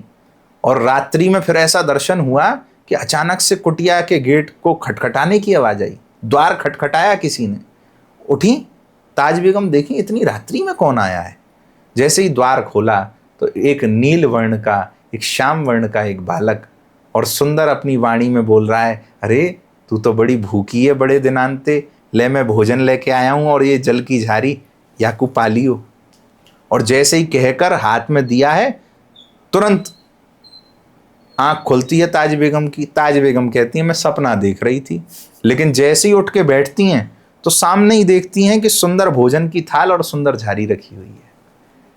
अब तो मन विभोर हो गया, अब तो भोजन भी नजर नहीं आ रहा है, अब तो केवल कृष्ण की उस छवि का दर्शन याद आ रहा है कि कैसे द्वार खटखटाया, कैसे मुझको बुलाया, और ये साक्षात गोविंद देव जी मुझे भोजन कराने के लिए आए। अगले दिन जब सबको ये बात बताई तो सब बलिहार हो गए गोविंद देव जी के, जय हो मेरे ठाकुर, आपकी उदारता आज तक सुनी थी, आज प्रत्यक्ष भी देख ली। तो ताज बेगम का बड़ा सुंदर ये साहित्य मिलता है। तो जैसे जोधा के बारे में कहा जाता है कि जोधा जो थी अकबर की बेगम, वो थी कृष्ण की भक्त, तो क्या ताज जोधा तो एक फिक्शनल कैरेक्टर है, ये तो बनाया गया कैरेक्टर है। आप पढ़ेंगे तो जोधाबाई नाम की कोई पत्नी थी ही नहीं अकबर की। मेवाड़ घराने से हरकाबाई नाम की एक पत्नी थी, श्री कृष्ण की जो भक्त थी, लेकिन वो कृष्ण भक्ति अपनी गोपनीय करती थी, वो किसी को प्रदर्शित नहीं करती थी, इसलिए उनका बहुत ज़्यादा वर्णन नहीं आता। ताज बेगम अपने महल को छोड़कर वृंदावन कुटिया बना के रहीं और ऐसा ऐसा साहित्य लिखा कि मैं तुर्कनी होकर भी आपकी भक्त हूँ, ये संसार को जाहिर किया, इसलिए ताज बेगम की थोड़ी चर्चा ज़्यादा सुनने को मिलती है। और ब्रज में आज भी आप जाएंगे तो गोकुल के पास रमण रेती है, रमण रेती के ठीक सामने रसखान जी की और ताज बेगम की समाधि बनी हुई है। रमण रेती के ठीक सामने हिरन वगैरह रहते हैं। हाँ जी, उसके बिल्कुल बगल में। अब तो बहुत अच्छा वो पार्क टाइप में डेवलप कर दिया है ब्रज तीर्थ विकास परिषद ने, और बहुत सुंदर वहाँ पे समाधि स्थल हैं ताज बेगम के, ताज बीबी के और रसखान जी के। तो जैसे आपने 2 संतों के बारे में बताया, और कोई संत आप बताएं। ताज बीबी सुंदर भाव रखती थी, वृंदावन में रहती थी, और ऐसे ही वृंदावन में रहने वाले एक और संत थे, बड़े उनके विषय में, अब उनके विषय में बात करने बैठे हैं तो अभी आज रात तक हम उन्हीं के विषय पर चर्चा कर सकते हैं। राधा वल्लभ जी की परंपरा में, जिसमें श्री प्रेमानंद जी महाराज आते हैं, उसी राधा वल्लभ परंपरा में एक बड़े भक्त हुए जिनको ब्रजमंडल में भोरी सखी जी कहकर पुकारा जाता है। भोरी सखी, उनका वास्तविक नाम था भोलानाथ जी। उनका जन्म तो हुआ था भेलसा मध्य प्रदेश में, भोपाल के पास, परंतु बचपन से ही कृष्ण भक्ति में उन्मत्त थे। गुरु आज्ञा से गृहस्थ जीवन में प्रवेश किया, परंतु पत्नी और पुत्र की मृत्यु हो गई, और जब मृत्यु हो गई तो वृंदावन लौट के आ गए, वृंदावन दौड़ चले आए। राधा वल्लभ जी के मंदिर के निकट ही रहते थे और राधा वल्लभ जी के नित्य रस में विभोर रहते थे, आनंद में रहते थे, सुंदर साहित्य लिखते थे, सुंदर उनकी रचनाएं भी हमको प्राप्त होती हैं। एक ऐसी घटना बताते हैं कि होली के समय पे हमारे ब्रजमंडल में पिचकारी चलती हैं। गोसाई जी जो है ठाकुर जी के प्रतिनिधि बन के सुंदर पिचकारी में जल भर के सब भक्तों पे बरसाते हैं। तो भोरी सखी जी एक दिन राधा वल्लभ जी के होली के समय पे दर्शन कर रही थी, पिचकारी चला रहे थे गोसाई जी, पिचकारी में सुंदर जल भरा, वो पास ही खड़े थे, तो पास होने के कारण पिचकारी में से जब जल निकलता है तो वो बहुत तेज़ी से पड़ता है, तो उनका कान उस तरफ था, बहुत तेज़ पिचकारी के जल के कारण वो जो जल था रंग का, वो कान के पर्दे को फाड़ के अंदर प्रवेश कर गया। उनको ये बात भान नहीं था, वो तो श्री किशोरी जी के भाव में निमग्न रहते थे, तो उनको ये बात का अनुभव नहीं हुआ, मतलब देह भाव बिल्कुल शून्य था, उनको देह से कोई लेना देना नहीं था, बस भगवान के भजन के लिए देह है, इतना उनको मतलब था। कुछ दिन बाद जब हुआ ऐसा कि कीड़े पड़ गए और कीड़े बाहर आने लगे, तो लोगों ने कहा कि बाबा ये तो एक बार डॉक्टर के पास जाके आप चेकअप कराओ। तो बहुत लोगों के आग्रह पर मथुरा आ गए, उस समय वृंदावन में इतनी सुविधाएं नहीं थी, तो मथुरा के अस्पताल में आकर दिखाया। डॉक्टर ने कहा इनका तो ऑपरेशन करना पड़ेगा, तो ऑपरेशन से पहले एक इंजेक्शन लगाया जाता है जिसको एनेस्थीसिया कहते हैं, उससे सुन्न हो जाती है बॉडी। तो उन्होंने कहा कि मुझे कोई तुम इंजेक्शन मत लगाओ, बस मुझे बता दो कि अब ऑपरेशन चालू होना है। तो डॉक्टरों ने कह दिया ठीक है अब चालू होना है। डॉक्टर भी डर रहे हैं, एनेस्थीसिया के बिना कान का ऑपरेशन करेंगे, इनको दर्द होगा, ये चिल्लाएंगे या देखेंगे तो इनको। लेकिन जैसे ही उन्होंने कहा कि हम ऑपरेशन शुरू कर रहे हैं, तुरंत श्री किशोरी जी का नाम लेते लेते भाव में स्थित हो गए, भाव में स्थित हुए, और उस बीच में ऑपरेशन हो गया। जब ऑपरेशन हो गया और थोड़ा हिलाया गया उनको आवाज़ लगाई गई, भूरी सखी जी उठिए, तो एकदम नेत्र खोले, उन्होंने कहा हो गया ऑपरेशन? बोले हाँ हो गया, सीधे उठ के वृंदावन आ गए। मतलब उन्हें पेन हुआ, जो दर्द हुआ वो एहसास ही नहीं हुआ। वो कोई एहसास ही नहीं, वो किशोरी जी के भाव में स्थित रहते थे।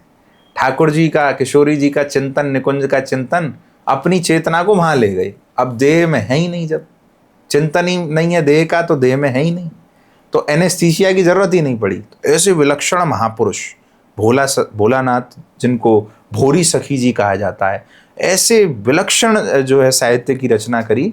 भोरी सखी जी का एक ग्रंथ आता है प्रेम की पीर, आप पढ़िए। अब उसकी व्याख्या करेंगे तो ये ऐसा चरित्र है कि शायद ये पूरा पॉडकास्ट खत्म हो जाए लेकिन वो चर्चा खत्म ना हो।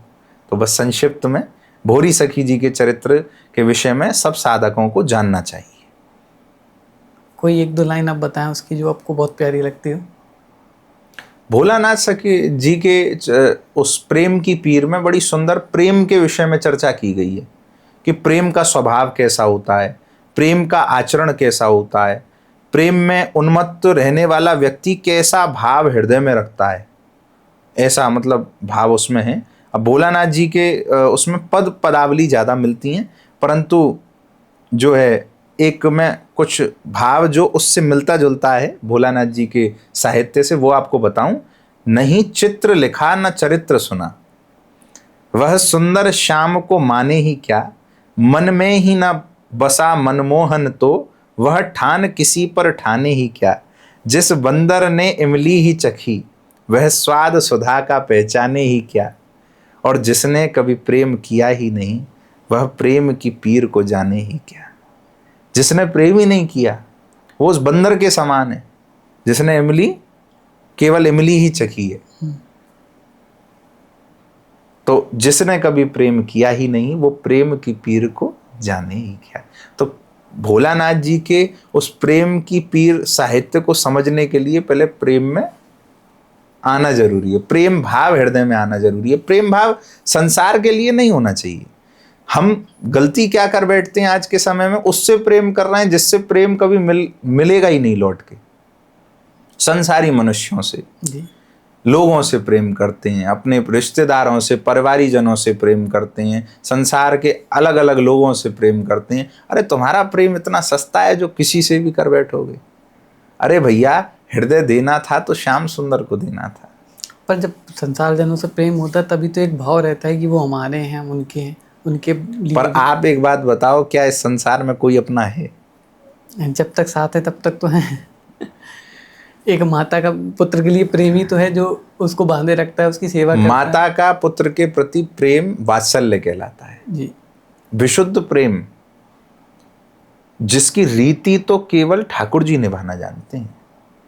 विशुद्ध प्रेम की रीति हर कोई नहीं निभा सकता। इसीलिए हमारे ब्रज में कहते हैं प्रीत की रीत रंगीलो ही जाने। प्रीत की जो रीत है ना, ये भगवान ही जानते हैं। अब प्रीत क्या है? मैं भगवान से प्रेम करता हूं तो मेरे मन में ये भाव आवे कि मैं बस भगवान का सुख, मेरे मन में अपना सुख का विचार ना हो। एक बड़ी सुंदर बात किसी ने कही कि यदि आप किसी फूल से प्रेम करेंगे, अगर आप उससे प्रेम करेंगे तो आप उस फूल के पौधे को जल देंगे, और आप उसे पसंद करेंगे तो आप उस फूल को तोड़ लेंगे। पसंद करने और प्रेम करने में यही फर्क है। आप किसी से प्रेम करो, संसार से करो, जी भर के करो, अच्छी बात है, परंतु संसार आपसे कभी घूमकर प्रेम करेगा ये आशा किए बिना करो। आप गलती क्या कर बैठते हैं? आशा कर बैठते हैं, हमने इसके लिए इतना किया, ये हमारे लिए इतना करे, हमने इसको इतना दिया, ये हमको इतना दे। अरे भगवान के प्रति जो विशुद्ध प्रेम है, विशुद्ध प्रेम का भाव इतना सा ही है कि जिससे हम प्रेम करते हैं उसको सुख मिले बस। भले ही उसके सुख के लिए हमको कट जाना पड़े, भले ही हम कुचल जाएं, अगर हमारे कुचलने में तुम्हारा सुख है तो हमें कुचलना मंजूर है। ऐसा प्रेम का स्वभाव है।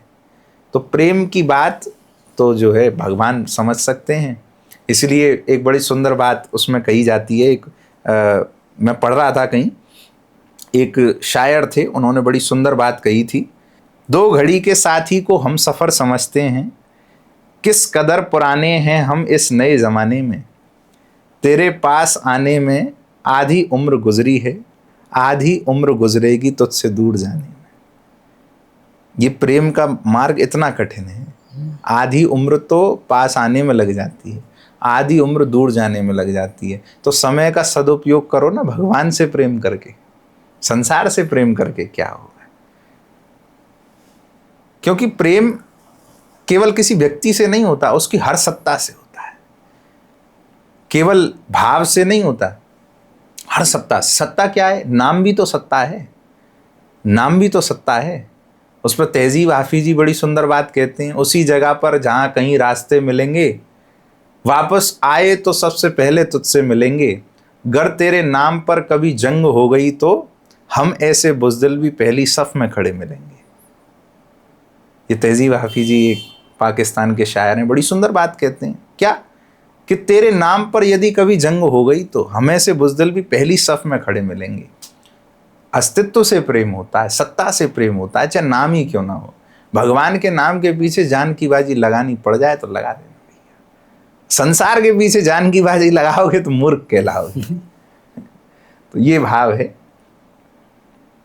और सच बात बताऊं, हम तो एक ही बात जानते हैं कि हमारी ब्रजमंडल की जो अधिष्ठात्री किशोरी जी हैं, यदि भगवान ने उनसे प्रेम किया है, भगवान उनके आश्रित हैं, तो इसमें निसंदेह हमको हो जाना चाहिए कि हम भी उनके आश्रित हो जाएं तो हमारा भी उद्धार है। क्योंकि ब्रजमंडल के साहित्य में कहते हैं कि जाके अधीन सदा ही सावरो, या ब्रज को सिरताज, हमारी माई श्यामा जू को राज। ब्रजमंडल में किसी राजा की नहीं चलती, क्योंकि ब्रज में कोई राजा ही नहीं है। ब्रज में तो रानी का राज है, ब्रज में महारानी का राज है। There is only a queen in the Braj, there is no king in the Braj. Thakur ji की कोई सत्ता ब्रज में ऐसी नहीं है राजा वाली, हमारी किशोरी जी की सत्ता ऐसी है महारानी की। इसलिए कहते हैं हमारी माई श्यामा जू को राज, जाके अधीन सदा ही सावरो, या ब्रज को सिरताज। ठाकुर जी अधीन हैं। अधीन का मतलब समझते हो? उनकी बात से परे नहीं जा सकते। ठाकुर जी उनके वशीभूत हैं। ऐसा क्या है किशोरी जी के तत्व में? अरे ऐसा क्या है किशोरी जी के तत्व में? एक भगवान का भक्त भगवान से कहता है, सूकर वे कब रास रच्यो, अरु बावन वे कब गोपी नचाई, मीन वे कौन के चीर हरे, कछुआ बन कौन के बीन बजाई, वे नरसिंह कहो हरिजू तुम, कौन की छतियन रेख लगाई, और वृषभान लली प्रगटी जब ते, तब ते तुमने केली कला निधि पाई। अरे सूकर भेष में जब बराह अवतार लिया तब तुमने कोई रास किया? नहीं किया। और 52 अवतार में जब तुम राजा बलि के यहाँ पे गए तो तुमने किसी गोपी को नाच नचाया क्या? नहीं नचाया। मीन जब मछली बन के तुम रक्षा कर रहे थे वैवस्वत मनु जी की, तब तुमने कौन सी गोपी के चीर चुराए थे भैया? और ये बताओ जब तुम कछुआ करदम अवतार में थे तो कौन सी बीन तुमने बजाई, कौन सी वंशी का वादन तुमने किया? तुमने कुछ नहीं किया। नरसिंह बन के बताओ तुमने कौन सी गोपी की छाती पे ऐसी रेख छोड़ी हो, ऐसा प्रेम का निशान छोड़ा हो कि वो कह रही है क्रंदी हृच्छयम। गोपी गीत में कह रही है वृषभान लली प्रगटी जब ते, तब ते तुम केली कला निधि पाई। हमारी किशोरी जी का प्राकट्य हुआ तब से तुम में सारी कला प्रवेश करी, उससे पहले तुम कुछ नहीं थे। जाके अधीन, किशोरी जी के अधीन है। और इसीलिए वृषभान जी के उस महल की उपमा इसलिए सब आचार्यों ने ऐसी बताई है कि वृषभान जी के महल में रह रही किशोरी जी को प्रणाम नहीं किया, वृषभान जी को प्रणाम नहीं किया, कीर्ति मैया को प्रणाम नहीं किया, गोपियों को प्रणाम नहीं किया, बरसाने को प्रणाम नहीं किया। अरे बरसाना जिस दिशा में उसको प्रणाम किया। यस्या कदापि वसनांचल खेलनोत्थ धन्याति धन्य पवनेन कृतार्थमानी, योगेंद्र गतिर मधुसूदनोपि तस्या नमोस्तु वृषभानु भुवो दिशेपि। जिस दिशा में भगवान दौड़े चले जाते हैं, जिस दिशा में वृषभान जी का महल है, उसको हम प्रणाम कर रहे हैं। ऐसी बात वृषभान जी के महल की दिशा के लिए कही जा रही है। तो सोचो ठाकुर जी किशोरी जी की क्या उपमा गाते होंगे। यो ब्रह्म रुद्र शुक नारद भीष्म मुख्यै, रालक्षितो न सहसा पुरुषस्य तस्य, सद्यो वशीकरण चूर्ण मनंत शक्तिम, तम राधिका चरण रेणु मनुस्मरामि। ब्रह्म रुद्र शुक, ये बड़े बड़े देवता हैं। ब्रह्म कौन? ब्रह्मा जी। रुद्र कौन? शंकर जी। शुक सुखदेव जी महाराज। ये सब जिनके ध्यान को करके उनको प्राप्त करना चाहते हैं, ऐसे श्री श्याम सुंदर रालक्षितो न सहसा पुरुषस्य तस्य, उनके लिए सहज नहीं है, उनके लिए अति दुर्लभ है। और ऐसे श्याम सुंदर के पास जाके एक गोपियों कहती है कि लो मैंने तुम पे एक चूर्ण डाला। श्याम सुंदर कहते हैं अरे गोपी तू बता अब तेरे लिए क्या करूं। सब देख रहे हैं कि ऐसा क्या फेंका गोपी ने ऐसा क्या फेंका श्याम सुंदर पे कि श्याम सुंदर इसके पीछे बावरे हुए फिर रहे हैं। क्या फेंका? किशोरी जी के चरणों की रज को समेट के लाई गोपी और यूं बोली कि ये कोई साधारण रज नहीं है, इस रज को मैं फेंकूंगी तो ये वशीकरण चूर्ण है। इस रज को फेंकूंगी तो श्याम सुंदर से कहूंगी यहां बैठ तो बैठेगा, श्याम सुंदर से कहूंगी नाच तो नाचेगा, श्याम सुंदर से कहूंगी कि घूम के आ ब्रजमंडल में तो घूमेगा। सद्यो वशीकरण चूर्ण मनंत शक्तिम तम राधिका चरण रेणु मनुस्मरा। किशोरी जी के चरणारविंद की रेणु को प्रणाम किया है। ये ब्रज के रसिकाचार्यों की भाव है। किशोरी जी को तो प्रणाम ही नहीं कर रहे, दिशा को प्रणाम कर रहे हैं, रेणु को प्रणाम कर रहे हैं, क्योंकि किशोरी जी को प्रणाम करने की भी सामर्थ्य भैया बड़े बड़े देवताओं में नहीं है। तो ऐसा भाव किशोरी जी का है। किशोरी जी के भाव से निमग्न ब्रज है, ब्रज रस है, ब्रज वार्ता है, आप हैं हम हैं और ये पॉडकास्ट है। ये सब पॉडकास्ट भी किशोरी जी के भाव से ही चल रही है। उनकी इच्छा हुई तभी आज हम ये पॉडकास्ट कर पाए, वरना आज इतनी बारिश हो गई थी कि लग नहीं रहा था कि आज पॉडकास्ट हो पाएगी। फिर भी उनकी इच्छा हुई तो होगी। तो ये पॉडकास्ट ऑलमोस्ट हम एंड करते हैं। सबसे आखिरी में एक सवाल है मेरा, जो जनरली लोगों से लोग बोलते हैं, जैसे श्री कृष्ण चोर भी थे, छलिया भी थे, वस्त्र भी चुराए, सारा कुछ किया उन्होंने, तो एक भगवान होने के बावजूद भी उन्होंने ऐसा करना कुछ गलत नहीं हुआ? और आजकल उसी का लोग फिर एग्जाम्पल देते हैं कि वो उसने भी तो चोरी की थी, अब मैं चोरी कर रहा है तो तुम गलत बोल रहे। ये आपने एक प्रश्न मुझसे पूछा था सबसे प्रारंभ में कि श्री कृष्ण में ऐसा क्या है कि हर व्यक्ति उनको इतना प्रेम करता है, अपना मानता है। उसका उत्तर आपने ही दे दिया कि ठाकुर जी ने ऐसी ऐसी लीलाएं करी, चीर चुराए, कभी माखन चुराया, जिन लीलाओं को सुन के सब भक्तों को आनंद मिलता है कि आहा ऐसे भगवान ऐसे ऐसे अपने भक्तों के लिए इतने उदार हो जाते हैं। गोपियों के मन में आकांक्षा थी कि नंद नंदन श्याम सुंदर मेरे घर आमे और मक्खन चुरा में, इसलिए श्याम सुंदर गए। श्याम सुंदर को क्या शौक है भाई जाने का। गोपी चाहती थी कि हमारे संग ठाकुर जी नित्य कोई लीला करें, इसलिए श्याम सुंदर अपने भक्तों को सुख देने के लिए लीला कर रहे हैं। और हर भक्त जब इन लीला चरित्रों को सुनता है तो आनंद में डूब जाता है और असमय कभी बैठे बैठे एकदम चिंतन आ जाता है कि अच्छा माखन चोर कृष्ण। शास्त्रों में कही गई कि ठाकुर जी ये लीलाएं इसलिए करते हैं ताकि हर भक्त इन लीलाओं का चिंतन करके कृष्ण भक्ति में निमग्न रह सके, कृष्ण भक्ति में डूबा रह सके। तो आपने अपनी बात का उत्तर स्वयं दिया कि ठाकुर जी ये सब करते हैं अपने भक्तों के सुख के लिए, ताकि इन लीलाओं का चिंतन करके व्यक्ति उनमें ही डूबा रहे, उनसे प्रेम बढ़े, उनसे प्रेम बढ़ जाए। हाँ। और जो लोग ये कहते हैं कि उन्होंने भी ऐसा किया हम क्यों नहीं कर सकते, वो मूर्ख हैं। ठाकुर जी ने तो गिरिराज जी भी उठाए, तुम भी उठा लियो। ठाकुर जी ने तो भैया ब्रह्मा जी को चखमा चखा दियो, तुम अपने स्कूल के प्रिंसिपल को चखा के दिखा। तो ये थोड़ा सा ये कंपैरिजन जीवात्मा को परमात्मा से नहीं करना चाहिए, क्योंकि वो भगवान हैं, उनकी लीलाएं भगवत तत्व से युक्त हैं। हम जीवात्मा हैं, हमारी जितनी सामर्थ्य है हम कर सकते हैं जी। भगवान से प्रेम करें, उनसे कंपैरिजन ना करें। हाँ जी, ये बात। चलिए, ये पॉडकास्ट काफ़ी लंबा हो गया और काफ़ी डिटेल में आपने बताया। आई होप अगर कोई इस पॉडकास्ट को कोई सुनेगा तो उसको कृष्ण जी के प्रेम और डीपली जाएगा। क्योंकि आज मुझे सुनकर बहुत अच्छा लगा और बिल्कुल भाव विभोर हो गए, सब चरित्र हो गए, सबकी महिमा हो गई। तो इस पॉडकास्ट को हम यहीं एंड करते हैं। ठीक, बोलो लाडली लाल की जय।